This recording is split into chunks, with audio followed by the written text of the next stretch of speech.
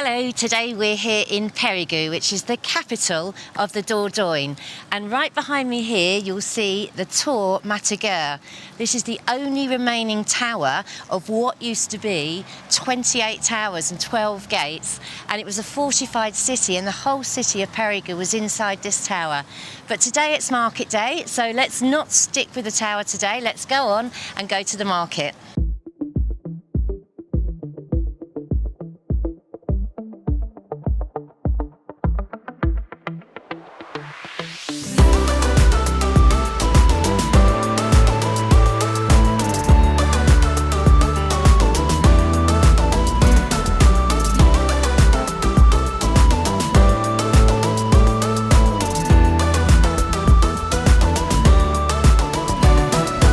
This is a great and lively area of Périgueux. Behind me you can see the Cathedral de Saint-Foy.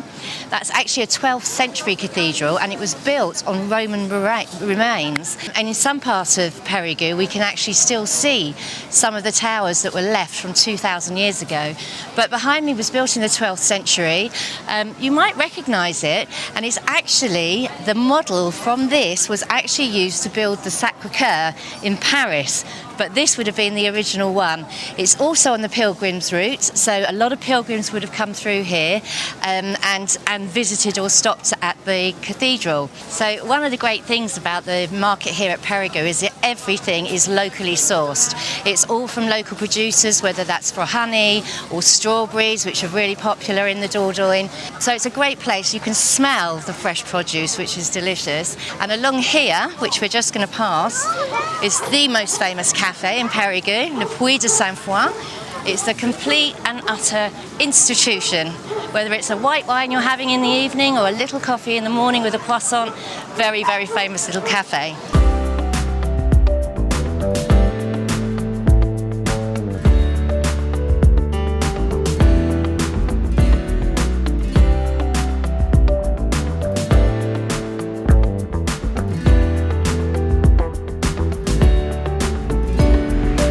So as you can see behind me is a little stall selling foie gras, which is very, very popular in the Dordogne area, and also coquinettes, which are little balls of foie gras, but I won't go into too much detail, but you can see a little picture of them behind there.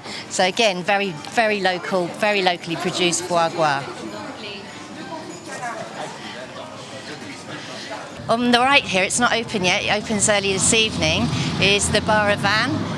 Fabulous wine bar, one of the most popular wine bars in the area, and there'll be tables and chairs outside here later on today. Just stop for a nice apéro. What a great toy shop. Looks great.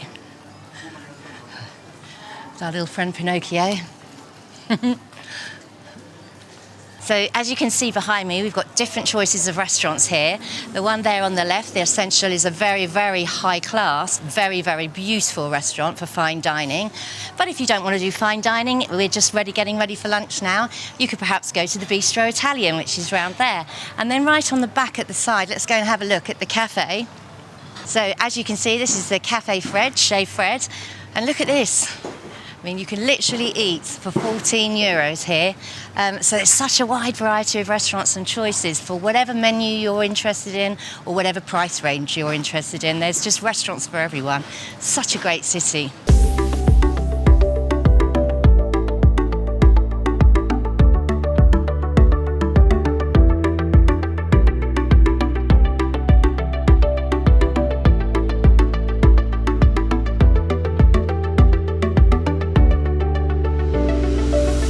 Bourgogne is a very, very famous chocolatier. Absolutely delicious chocolates from this shop. So if you do get a chance and you want some really, really beautiful French chocolates, this is the famous chocolatier of Périgueux.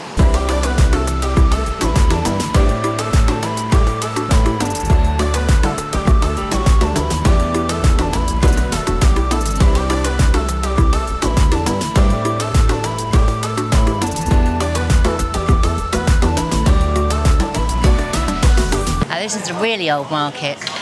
So this would have been here from quite a few centuries ago. And the first thing you notice when you come here is the lovely smell of fresh fish, because obviously we've got the river just behind the cathedral, and now we're in the market with all of our meats and fish, all keeping lovely and fresh. Let's have a look round. Again, as you can see here, this is all local produce, so all of the meats will have come from this region within the area. We might have some Limousin beef there, Côte de Boeuf, all the sausages, and again, it's all locally made and locally produced. So what you'll see here, all the pâtés and everything else that's been made will have been made by these owners of the market stall.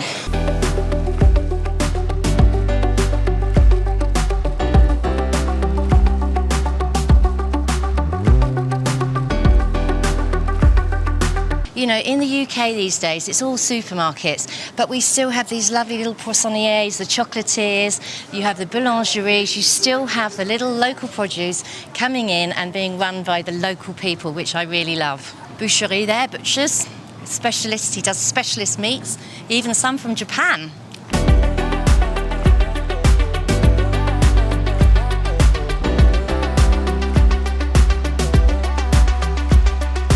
So the architecture in this square is fabulous. As you can see behind me, these would be the old Hôtels Particuliers, which are like palaces, small palaces like they'd have in Italy and in France. And they date back to around the 16th century, around the sort of Renaissance period. The most famous of which is in this square here, and it's definitely the biggest, which we're going to go and have a look at because the entrance is fabulous. And now it's a Maison de la Truffe, so it's a truffle house. So you can see behind me the entrance to this amazing Hôtel Particulier. It was actually built in 1518. And I don't know if you noticed the shells on some of the buildings when you're going through cities. That was the route de Compostela. So it was the pilgrims' route that you could have stopped off at these type of places and rested for the night.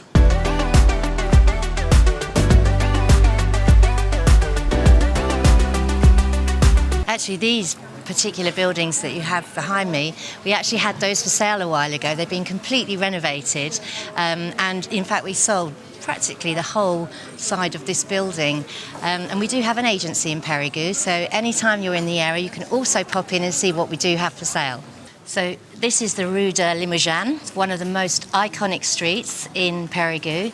And as you can see, if you look up, all of the architecture is all of that style of the palaces, the big, tall Hôtels Particuliers, which were all coming down this street. The facade of this building is just fabulous.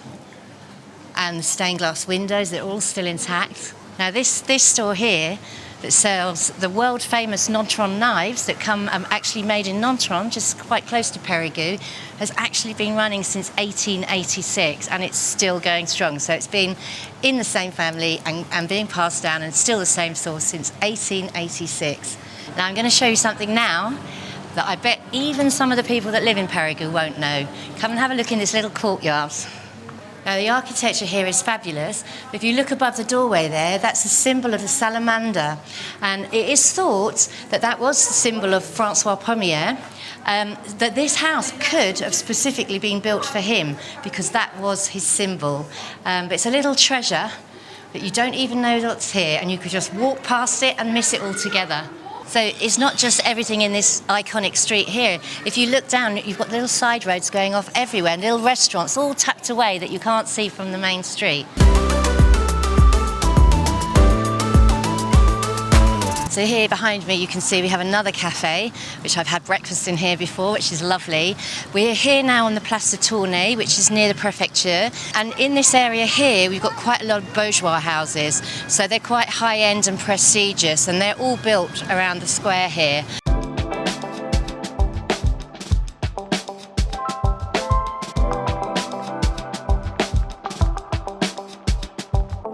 We're coming into a different area now. We've come out of the very oldest part of the city, and you can see it's more sort of department stores, bigger shops, bigger area. This fabulous carousel has been here for many years, and it's here all year round. And in the winter, they have a winter Christmas market right along this boulevard here. You can see it's still being used as part of the market today, and they even have an ice rink. So it's great for winter, not just the summer. So here we have the capital of the Périgord, the heart of the Dordogne.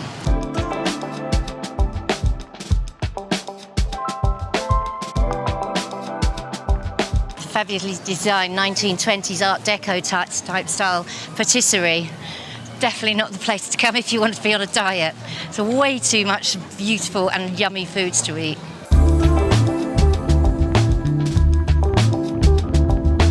And like every city in the world, you'll always have an area with street entertainers, amusing the children and all the crowds.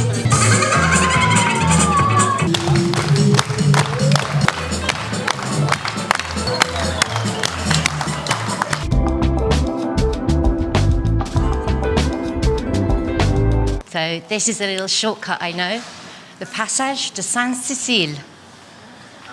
Fabulous glass conservatory roof there.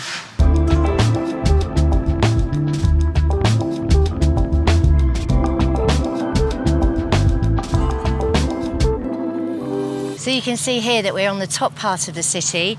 This would have been in the ramparts, and you can see these great big cannons would have protected the city from the outside. But all around the countryside here, in this part of the Dordogne, it's big rolling hills.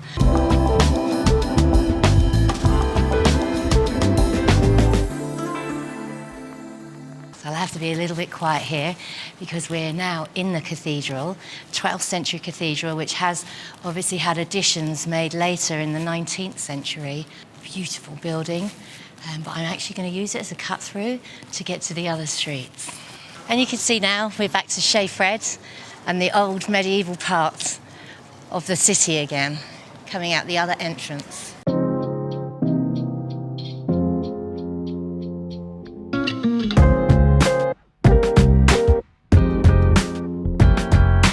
So what you'll see behind me is the Great Masonic Lodge. So this is where the Masons will gather. This building was actually destroyed in the Second World War. It was actually renewed in 1869, then got destroyed, and now it's been renovated again. So a very interesting piece of architecture, and it looks exactly as it would have done many centuries ago in the 1869. This is the Place de Marche, and you can see we've even got pubs here, so a little bit of England in France, but it's full of restaurants and cafes. Nice little square to come and have lunch. So now we're going to come out of the old part of Périgueux, and we're going to go to the really oldest part. And this tower is actually over 2,000 years old. It dates back to the Roman times. So we're going to go and have a look at that, the very, very oldest part of Périgueux. Oh, and one thing I did forget to mention while we're on our way to the ancient part of Périgueux is the transport links. Périgueux is very, very central. It's only 45 minutes from Bergerac Airport, it's only 50 minutes from Brive Airport, and just under an hour and a half to Bordeaux Airport, which is international. So for transport links, it's really, really quite central, which is really, really good. Now, this is the most impressive part of Périgueux as far as I can see. It dates back over 2,000 years. So these arches here were actually part of a Roman Colosseum when the Romans were here, and they became the Petricorians, which then gave their name to Périgueux, and hence where Périgueux came from. They arrived in about 700 BC, and they would have built these right up until the 5th century. So they are the most ancient part of Périgueux. So it's so interesting. And behind the arch, which you can't see, is the ruin of an old chateau that was actually built on top of the temples and some of the Roman remains, and you can actually still see some of the columns underneath that chateau. So if you're interested in history, it's a really lovely place to come and explore. So behind me you can see the Chateau Barrière, well, what remains of the Chateau Barrière. Originally in the 4th century, knights used to build their castles on top of the grounds of all of the old Roman remains, and in 1150 the Count of Périgord himself set his castle on the Amphitheatre that would have been still here, and you can still see some of those Roman parts and columns in the grounds of this chateau here. Unfortunately, in 1577, the Protestants took over the city and they burned it all down. So unfortunately, this is what remains, but we can go ahead and have a look at some of the Roman remains. So this is completely mad. We're in the middle of Périgueux city, and yet right in front of us we've got a 4th century column from an old amphitheatre, and we have all of these Roman remains. So you can see behind me here that all of these stones and columns would actually have been hidden, because when the knights built their castles on top of all of this and on top of the amphitheatre, they would have all disappeared. But right behind me you can see these would have come from ancient temples, ancient Roman temples, and you can see all the carvings on some of the stones here. And it's just mad that it's over 2,000 years old. So what you can see from the other side now behind me is the gate. This would be the gateway into the city, and this was originally called Ozuna, and that was given the name by the Gallo-Romans when they were here. But as the invasion started and the Normans came in, it's now called the Gate Normand, the Normandy Gate, from the Northmen that came to attack. But this would have been an entrance into the city and all of the ramparts, and it's being protected now so that it keeps that piece of history behind me. So here I'm just outside of the museum of Ozuna. So everything that you want to know will be in this museum, so it's really worth a visit. And here you can see the chateau behind me. The blue areas are all the stones from the old temples where the Romans would have built that have just been used to build the chateau on top of. And you can really see they stand out on the wall behind me.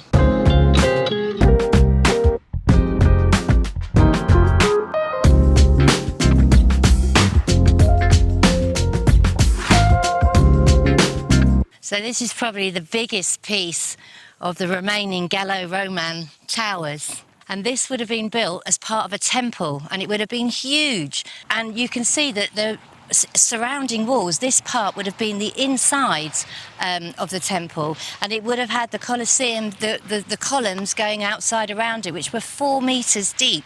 This particular wall is 2 meters deep and 25 meters high. And bearing in mind, they built this in the 1st century. Unbelievable architecture. How they managed to do it, I really don't know.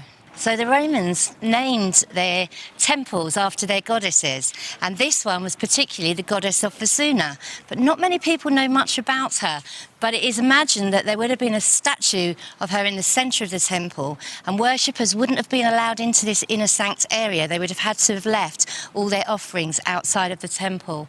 Well, that's the great tour of Ozuna. We're going to head back to the riverbank now, to the River Lille, and finish off our tour.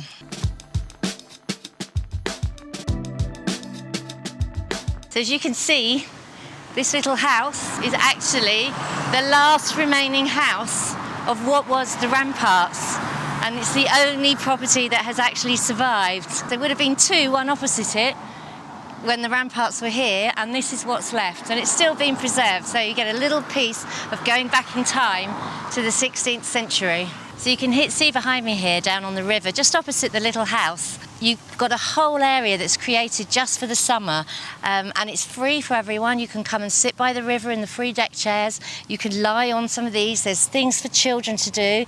There's canoeing, as you can see along there. There's paddle boats on the river. Behind me you can see La Paniche, which is the boat on the river. You can come for tapas, you can come for lunch, you can come for an apéro in the evening. It's got an undercover terrace as well. And the beautiful thing is it looks directly over to the cathedral, so you've got a lovely, lovely view.